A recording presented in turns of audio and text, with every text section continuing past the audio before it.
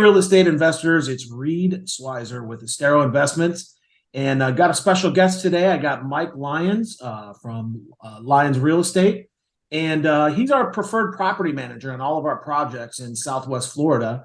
And we just wanted to get together today. I'm getting a lot of questions about, hey, what's going to happen in 2023 moving forward? What's happened so far? Obviously we had Ian back in September. What's kind of been the aftermath of the storm? So first of all, just want to say welcome, Mike, and I appreciate you being here. Thank you. No, I appreciate it. Yeah, happy to be here and happy to discuss this stuff. Is what I deal with every day. The rental side of it anyway. So yeah. You've been doing this for a couple of minutes too. I'd say, yeah, I've got about 20 years doing this. So seen a bunch of hurricanes and although nothing as big as this hurricane was unlike anything I've ever seen. Been here my whole life, and that was intense, man. But it's crazy. You started in this business when you were 9. That's unbelievable. Yeah, 9.5, but right. Yeah, I was, yeah. No, you're right. No, I've been here a long time. Done it for a long time. So jumping right into it, let's talk about kind of, what happened post-storm. I know you and I were literally talking the day after the storm, what we thought might happen versus what happened. And let's kind of recap, what's been going on so far in 23. Well, one thing I'll mention too, specifically about the new builds that you guys are doing that I was impressed with is, gosh, they saw almost no damage on and they said it was a Cat 4, like the news did. That was Cat 5. I mean, the gusts where I live were over 180. I mean, that's a pretty powerful storm. And on the newer construction, I was just shocked at how some roof issues here and there, minor. I mean, never made and didn't have any major knock on wood issues at all with these new construction. So that was awesome to see. And yeah, I thought we would have been a lot more devastated than we were. Thankfully, we weren't. But if you were on an outer island, which we're not, we're not building investment property out there, but they were obviously tore up. But like Cape Coral, Northport, Port Charlotte, a lot of these locations, Rotunda, where they've got, the storm went right through.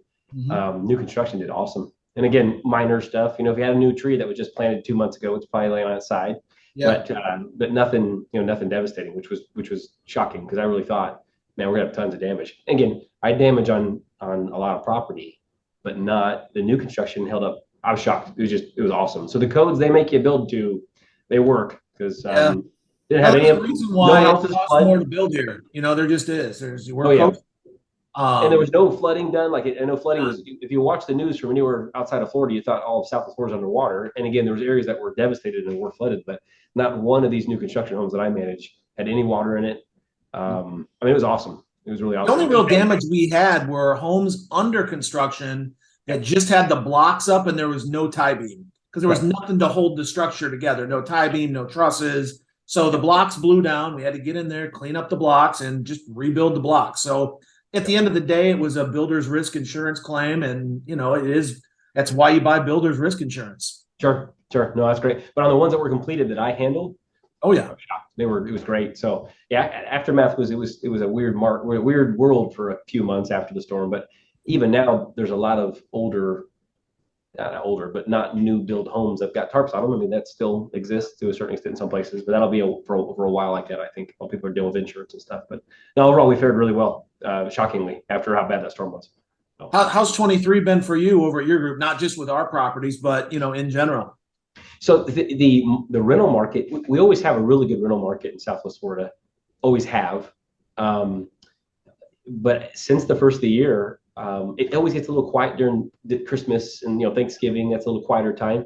But man, a week into the first part of the year, and on new and old, any type of property we have vacancy wise, it's going nuts. So placing tenants, getting multiple applications, and I've shared in other videos, but we're sticklers on the application process. To me, that's the most important part of it. I mean, you can buy a great asset, but you put a unqualified tenant in the property, and there goes your cash flow. It's just a nightmare. So we put a lot of emphasis on that, but we've had huge activity with really good qualifying tenants. As strong as a rental market as I've seen in 20 years of doing it, right now, I would say that's what we have. I mean, it's been fantastic. It really has been. So as a property COs and you're taking it over, what is there a lag time between typically CO or when the investor closes on it and somebody either A, you get approved application, or B, they're moving in? Or what are we talking about? A few days, a couple weeks? Worst case scenario, in what we do, and I get this question a lot. So they'll ask, when do you start advertising? And because COs we have no control over, and really you as a builder don't either. It's really the county that you've got to wait on. Right. I've told all the investors, hey, we'll jump on it as soon as the CO takes place, but we can't advertise, hey, rent this house. We just don't know when, because it could be, weeks. It could be whenever the actual date happens. So, but once the CO takes place, a few things we've done to make it get it rented as soon as possible is we'll start pushing people in the direction of that property. Hey, this one's coming up. We just don't know the date, and we'll reach back out to them and circle back if they're still looking, if they haven't found something. But worst case scenario, you're looking at 3 to 4 weeks of getting someone moving in. That's probably worst case scenario. Because we put it right in the market. I mean, it's not like they can go in and critique the property. It's brand new. So if they like the location, it's a done deal. And if they qualify, of course, the qualifying part we handle, but that's super important. But 3 to 4 weeks, someone's moving in. So it's pretty. So rental rates and demand are holding up really strong. Yep. And so I thought there'd be a jump, thinking, not knowing the full picture. Of course, you watch the news and you'll see how devastated the beaches were in some other locations, and you think there'd be a lot of displaced people looking for rentals. And there really wasn't as many as I thought. I really haven't had. I mean, we've had some, but not tons of inquiries of people that were displaced from the storm. And I thought there'd be a kind of a surge in rent rates. And I haven't seen that. I've seen it's as steady as it was before. I mean, getting top dollar for these properties, but I thought we'd see even higher. And the only time I've seen that is a contractor coming into the area, attempting to stay here for 6 months, and they'll pay a premium. They might pay you a few $100s more a month, but you're going to have a vacancy in 6 to 8 months. Okay. And for me as an investor, and I look at this from the standpoint of, I own several rental properties myself personally. And so I look at it, what I want as an investor, I want cash flow long-term with low turnover with a good tenant.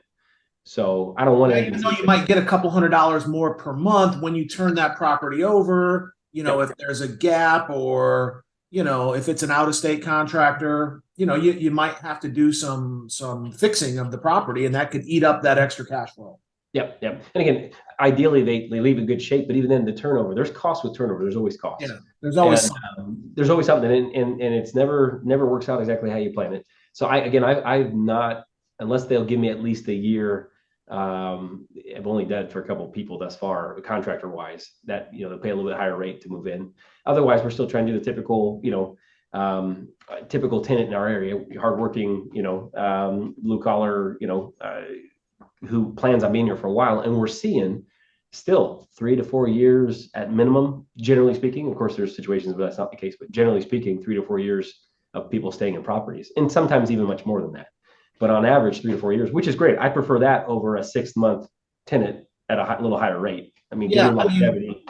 I know some people that own seasonals, and they've been renting to contractors, the seasonals, but the seasonal people are set up for that. That's what they do. Yep. And I've seen several of my friends that own seasonal properties, and they've put people in there, and they're paying a pretty hefty premium, but they're set up for that. They're furnished. They've got a coffee pot. They've got everything that everybody needs. What do you, not that you have a crystal ball, but if you had to look at the rest of 23, what are you seeing?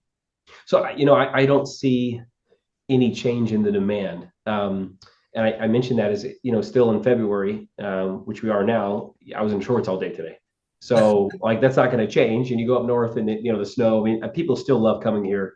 I thought it would maybe affect our tourism during, season this year. And if you go on the roads right now, every license plate from every state in the United States is here. Roads are, real busy. And so I don't see any change in the market in a negative way. I see us continuing on being really, pushing forward. There's still, like, at the areas that you guys are building in, for example, Charlotte County, in these Northport, those locations, there's so much to still build. Mm-hmm. And most all that there is brand new already. So nothing but growth can take place, in my opinion. And that's what's happening. And if you compare our market to a lot of other markets outside, our area, people that are leaving California, New York, some of these locations, we're priced really inexpensive still, comparatively speaking. And you got some retiree coming down here that's got a great set income. They can live in sunny Florida year round and not deal with snow and go to the beaches that are 20 minutes away. There's huge demand for that still. So I don't see any, again, I don't have a crystal ball, but I see no reason that would make me think that anything would change. And it's not like you can throw out 2,000 properties each month of new construction you can't. It just takes too long to build.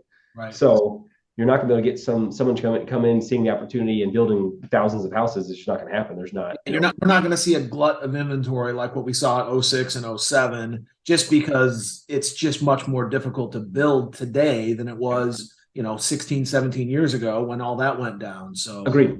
And not only that the codes have changed, there's more to do, and not to knock the county and the city, I know they got a lot going on, but they're not quick to getting. Oh, you need to get a lot permits. of inspectors are, yeah, they're doing roof inspections and drywall inspections on houses that need to be rebuilt. And they told us literally the day after the storm, they were going to prioritize the rebuilds. They were not going to prioritize the new construction.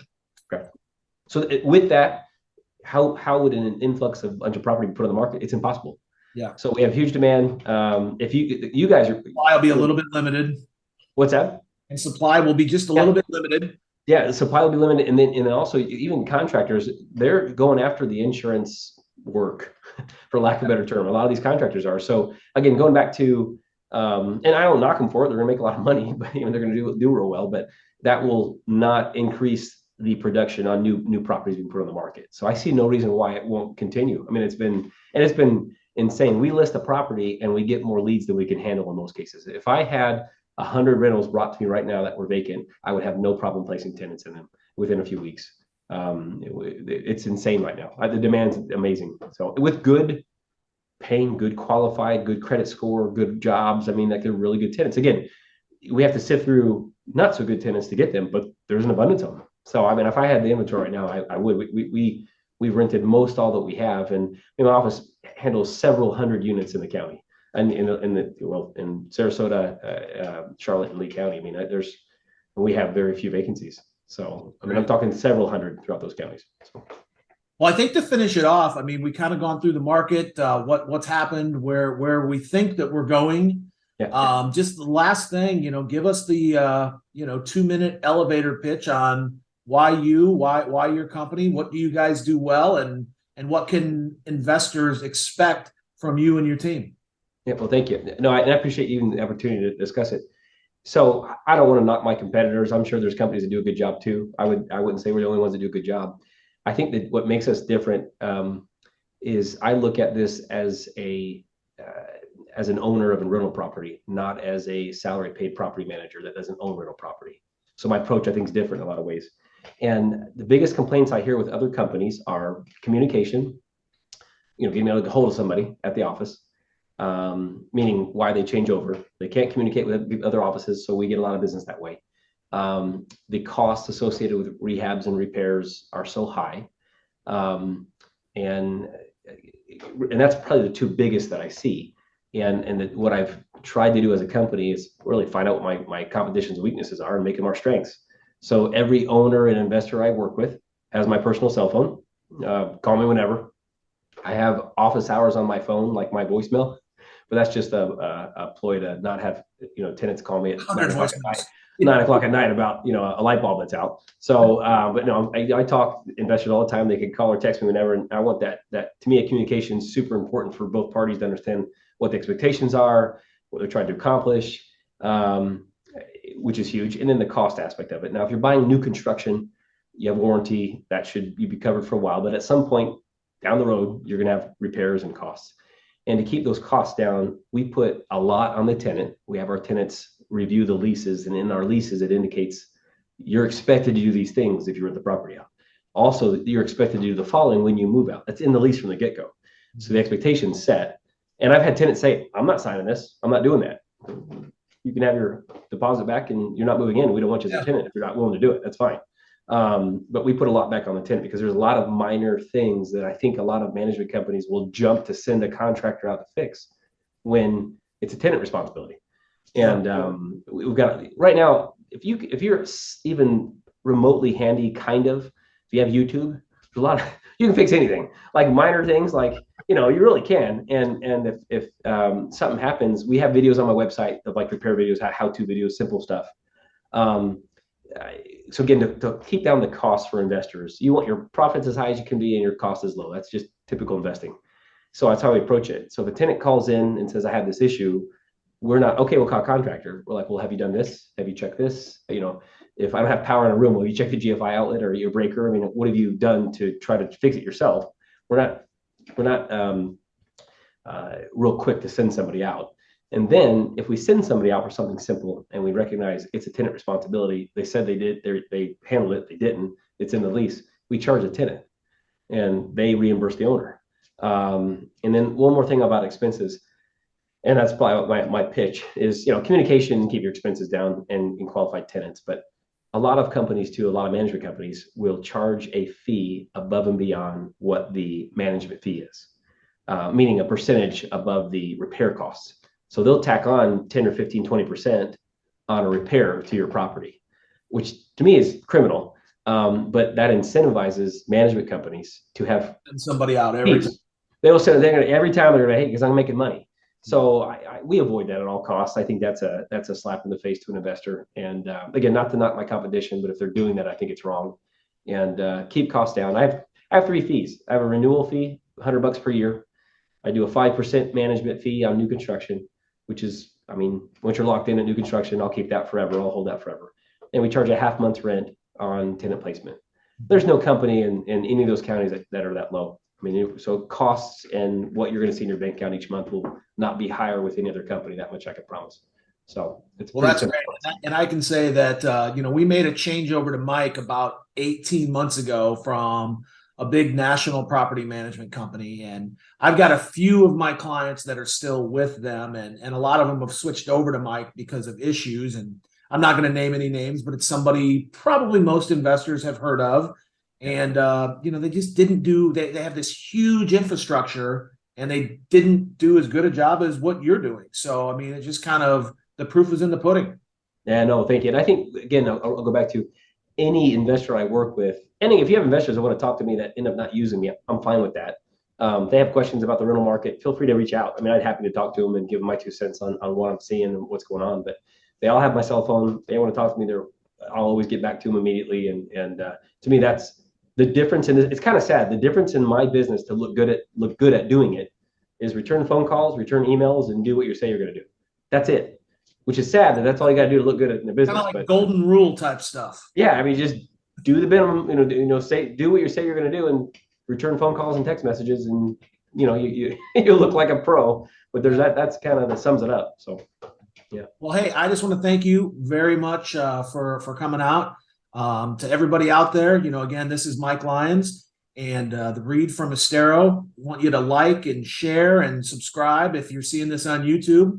We appreciate everybody's time, and have a great day and happy investing. Thanks, guys.